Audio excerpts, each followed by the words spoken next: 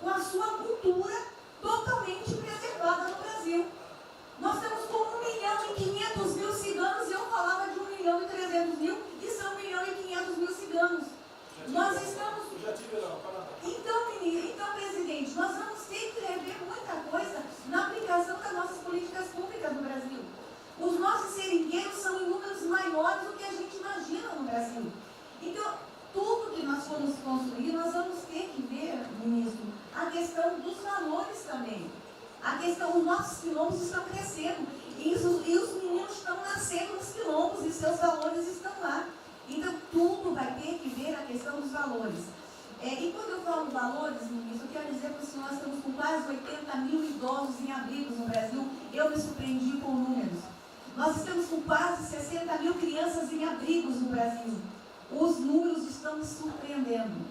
E eu estou com um número absurdo de mulheres também em busca de abrigos por causa de violência. Então, tudo isso tem que vir para este pacote. Nós vamos ter que fazer algumas revisões de políticas públicas no Brasil. Então, por favor, ministro, coloque aí a questão de valores. E quando eu falo valores, aí eu quero olhar para o nosso novo ministro aqui da Saúde e dizer, ministro, valores estão lá no seu ministério também. Neste momento de pandemia, a gente está vendo aí a palhaçada do STF trazer o aborto de novo para a pauta. E lá está a questão de as mulheres que são vítimas do Zika vírus vão abortar. E agora vem do coronavírus.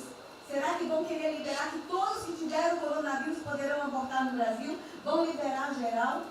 O seu ministério, ministro, está lotado de feminista que tem uma pauta única, que é a liberação do aborto. Quero te lembrar, ministro, que está chegando agora, este governo é um governo pró-vida, é um governo pró-família. Então, por favor. E aí, quando a gente fala de valores, ministro, quero dizer que nós estávamos sim no caminho certo. A gente não precisa reinventar muita coisa, não. E eu quero citar aqui um exemplo da política indigenista como este governo estava construindo. Todo mundo começou a dizer, a esquerda começou a falar, que o coronavírus iria dizimar os povos indígenas no Brasil. O primeiro óbito, dia 12 de abril, sabe o que é isso? A forma como nós estávamos conduzindo a política indígena no Brasil. Primeiro óbito, dia 12 de abril. E eu fui lá para a Amazônia, em Roraima, junto com o presidente da FUNAI e o secretário nacional de saúde indígena, para acompanhar o primeiro óbito. A forma como a gente conduziu deu muito certo. Vamos ter que melhorar? Vamos ter que melhorar. E por que nós fomos lá, presidente? Porque nós recebemos a notícia que haveria contaminação criminosa em Roraima e Amazônia, de propósito, em índios, para dizimar aldeias e povos inteiros para colocar nas costas do presidente Bolsonaro. Eu tive que ir para lá com o presidente da FUNAI e me reunir com os generais da região e o superintendente da Polícia Federal para a gente fazer uma ação ali meio que sigilosa, porque eles precisavam matar mais índio para dizer que a nossa política não estava dando certo. Então, o que a gente estava fazendo estava dando certo, o que nós estamos fazendo está dando certo. Então, aqui, general, todo o nosso trabalho que envolve políticas de valores precisa estar aqui no Pró-Brasil. E aí, presidente, só para encerrar, eu quero dizer para o senhor que a sua angústia tem razão de ser. Nunca houve tanta violação de direitos no Brasil como neste período. Direitos fundamentais foram violados. No nosso Disque 100 tem mais de 5.000 registros, ministros, de violação de direitos humanos. Mas o senhor tem uma ministra de direitos humanos e uma equipe muito corajosa. São mais de 5.000 procedimentos e ações que estão sendo construídos. Governadores e prefeitos responderão ao processo. Idosos estão sendo algemados e jogados dentro de camburões no Brasil. Mulheres sendo jogadas no chão e sendo algemadas por não terem feito nada. Nós estamos vendo padres sendo multados em R$90.000 porque estavam dentro da igreja com 2 fiéis. A maior violação de direitos humanos da história do Brasil nos últimos 30 anos está acontecendo neste momento. Mas nós estamos tomando providências, a pandemia vai passar, mas governadores e prefeitos responderão processos. E nós vamos pedir, inclusive, a prisão de governadores e prefeitos. E nós estamos subindo o tom. E discursos estão chegando. Nosso ministério vai começar a pegar pesado com governadores e prefeitos. Nunca vimos o que está acontecendo hoje. Se eles falavam que nós éramos violadores de direitos, eles estão. Inclusive, o governador Wellington agora, ontem, determinou que a polícia poderá entrar nas casas. Vocês não imaginam o que ele vai fazer. Poderá entrar assinou. A polícia poderá entrar na casa sem mandato. Então, assim, as maiores violações estão acontecendo nesses dias. Então, nós estamos fazendo enfrentamento de mais de 5 procedimentos. O nosso Ministério já tomou a iniciativa e nós estamos pedindo, inclusive, a prisão de alguns governadores. Então, está aí algumas respostas. Valores. Posso por favor. Valores. Posso falar? Vamos dar mais. Houve aqui uma apresentação, uma representação do ministro Paulo Guedes, que a senhora vai receber mais dinheiro. Obrigada. Ministro Marcelo, por favor. Obrigado, vou ser bem breve também. Primeiro, parabenizar o ministro Braga Neto pelo... Eu queria só dizer uma coisa seguinte, eu fico bem, cara. Não é trabalho meu, é trabalho da equipe e eu roubei ideia de um bando de gente. Eu roubei ideia aqui, ali, eu roubei ideia, tá? Eu aproveitei a ideia, só coordenei. Um cronograma importante do projeto, obviamente, todos os ministérios, como o Ministério do Turismo também, já estamos finalizando até amanhã esse programa de retomada.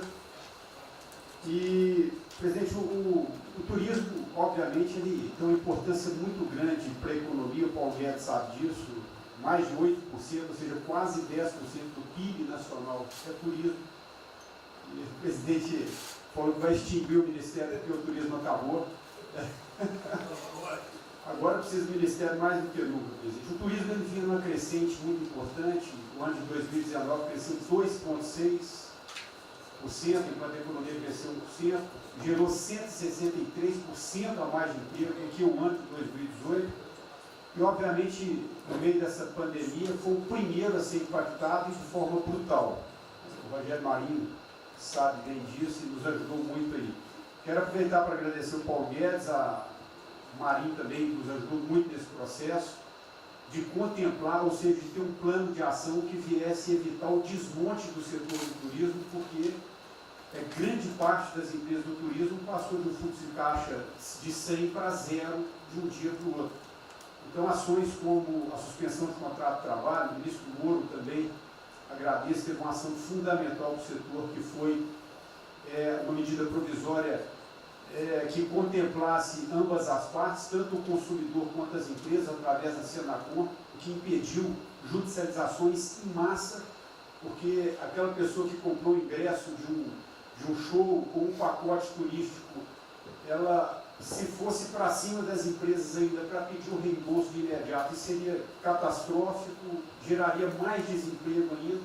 Então, essa medida provisória garantiu que as empresas pudessem ter um fôlego, um prazo aí de até 12 meses para fazer esse reembolso. O terceiro ponto foi a questão dos créditos, que está terminando de ser fechado junto ao BNDES. Agradeço muito aí também o Montesano, a Caixa Econômica também, o Pedro, o ministro Paulo Guedes, que o entrave maior estava na questão das garantias, mas a gente está conseguindo finalizar esse modelo de crédito para contemplar a todos, desde o MEI ao micro, pequeno, médio, o grande empresário no Brasil do setor do turismo. O setor, presidente, ficou muito feliz, se sentindo contemplado com todas essas ações e medidas por parte do governo federal. O setor do turismo no Brasil fizeram cartas com as principais associações agradecendo a postura do governo federal em relação a isso. Eu quero, presidente, falar um assunto aqui que talvez seja muito polêmico, mas eu acho que é importante esse debate nesse momento.